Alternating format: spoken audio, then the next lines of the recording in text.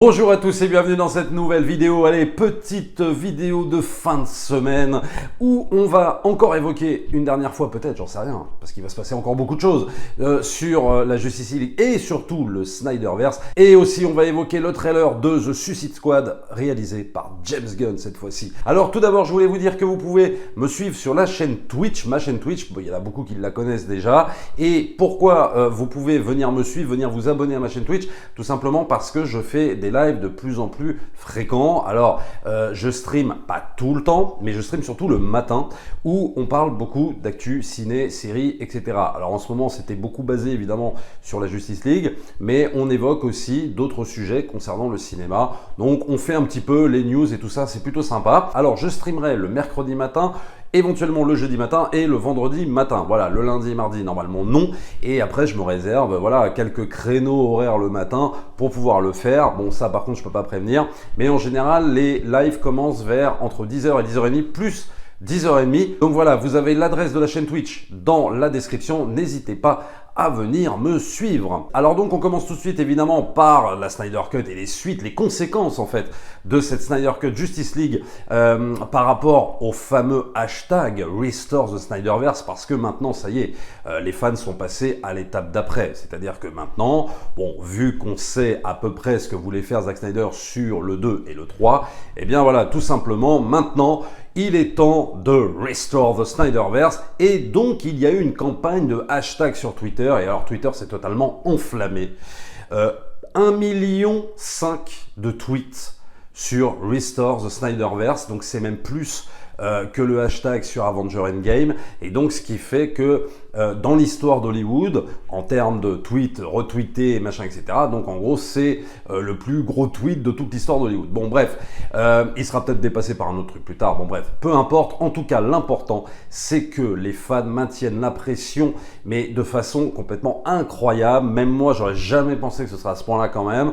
Là, c'est vrai que c'est complètement la folie. Donc bah, la balle est dans le camp de Warner maintenant. Alors, on en discutait justement sur les lives sur Twitch, et moi je pense que s'il y a un Justice League 2 et 3 qui doit voir le jour, moi je pense que ça se fera peut-être plus sur HBO Max, alors non pas en mini-série, mais éventuellement en film de 3 à 4 heures, j'en sais rien. Mais je ne le vois pas sortir au cinéma tout simplement parce que Warner a trop de plans en fait là maintenant, à partir de 2021-2022, les films Flash, etc., le multiverse et compagnie, et je ne les vois pas sortir un film comme Justice League, qui pour eux, soi-disant, n'est plus canon, au cinéma. Donc pourquoi pas une sortie sur HBO Max. Voilà, si jamais ces films-là doivent exister. Il est aussi clair qu'on ne peut pas forcément s'emballer sur le fait que ces films vont voir le jour. On n'en sait rien du tout pour l'instant.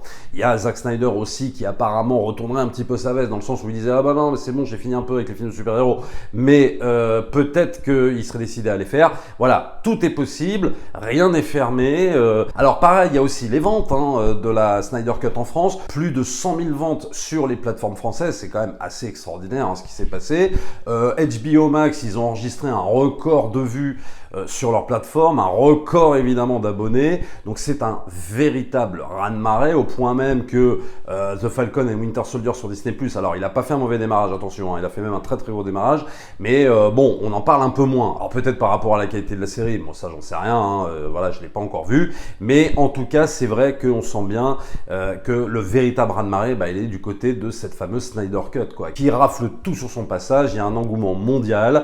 Maintenant, Restore the Snyderverse, donc je pense que les fans vont continuer à maintenir la pression sur Warner pour que Snyder sorte enfin la Justice League 2 et 3. Alors évidemment, même si on a le feu vert par rapport à ça, ça va pas se voir tout de suite, faut le temps de tourner les films, etc. Mais en tout cas, on a bon espoir de voir ces versions. Après tout, on avait dit à l'époque qu'il n'y aurait pas forcément de Snyder Cut, voilà, et même les dirigeants de Warner le disaient, non, vous rêvez, même des journalistes américains disaient, mais non, il n'y a pas de Snyder Cut, ça n'existe pas, etc. On vous l'aurait jamais, et puis finalement on l'a eu. Donc, on n'est jamais à l'abri. Donc voilà, continuons à maintenir la pression, continuons les hashtags, et il y a également une version noir et blanc qui est sortie, une version noir et blanc sur HBO Max, voilà, qui est sortie, et apparemment avec une ou deux scènes en plus contenant des scènes avec le Joker. Voilà, donc pourquoi pas aussi en parler un de ces quatre.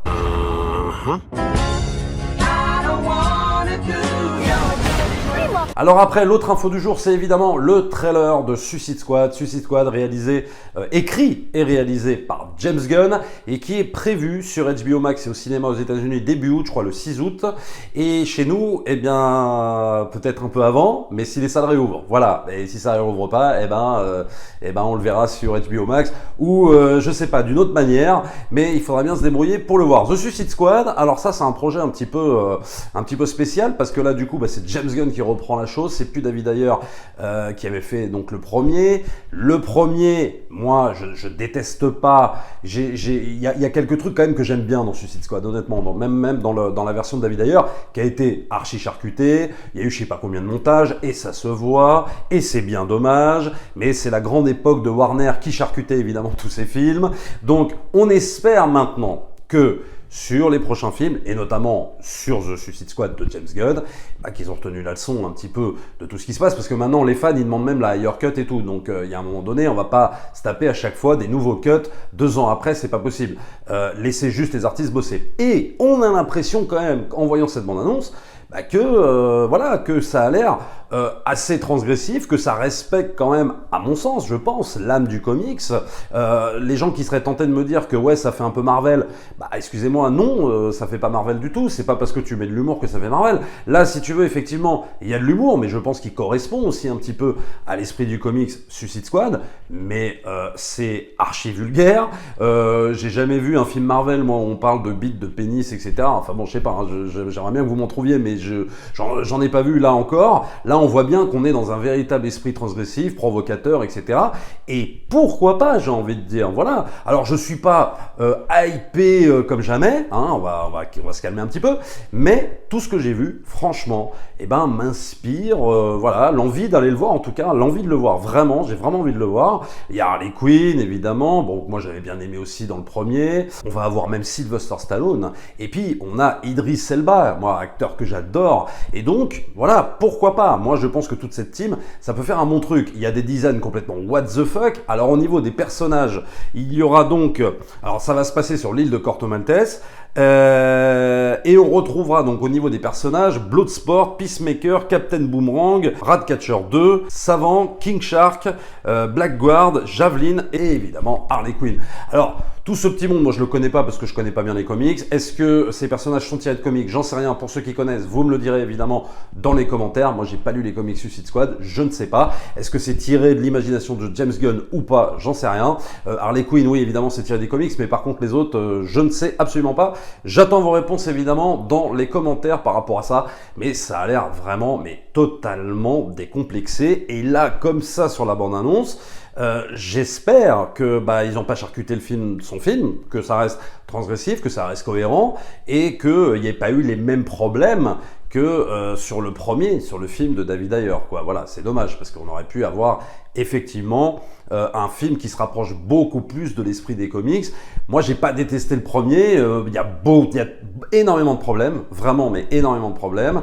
Mais voilà, il y a quand même quelques trucs que j'aime beaucoup, notamment l'entrée en matière des personnages, les musiques utilisées. Il y a Will Smith, moi, qui me dérange un peu parce que tu as toujours l'impression qu'il veut pas abîmer son image de star. Donc du coup, en tant que personnage transgressif, pour moi, il repassera, quoi. Voilà, ça c'est un peu dommage. Mais là, de ce que je vois en tout cas sur le trailer de James Gunn, ça a l'air bien barré, ça a l'air bien provocateur et pourquoi pas, moi je veux bien lui donner une chance avec de l'hémoglobine un peu partout, ça a l'air vénère, ça a l'air violent, et donc why not? The Suicide Squad. Alors il y a aussi quelques affiches qui sont sorties, une un peu en mode le film, un peu en mode hommage au film Les 12 Salopards, un peu film d'exploitation et qui est plutôt très très sympa. Il y en a une autre qui est un peu plus convenue, mais très franchement voilà, ça a l'air très très bien. Après James Gunn, moi j'aime bien James Gunn. Après moi c'est juste les Gardiens de la Galaxie et tout ça, je suis vraiment pas fan.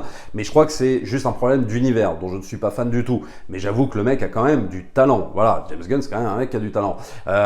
Et pourquoi pas James Gunn sur un univers que je préfère aux Gardiens de la Galaxie, eh bien ça peut le faire les amis. Voilà, dites-moi dans les commentaires ce que vous avez pensé bien évidemment de cette bande-annonce, si vous êtes hypé ou pas du tout.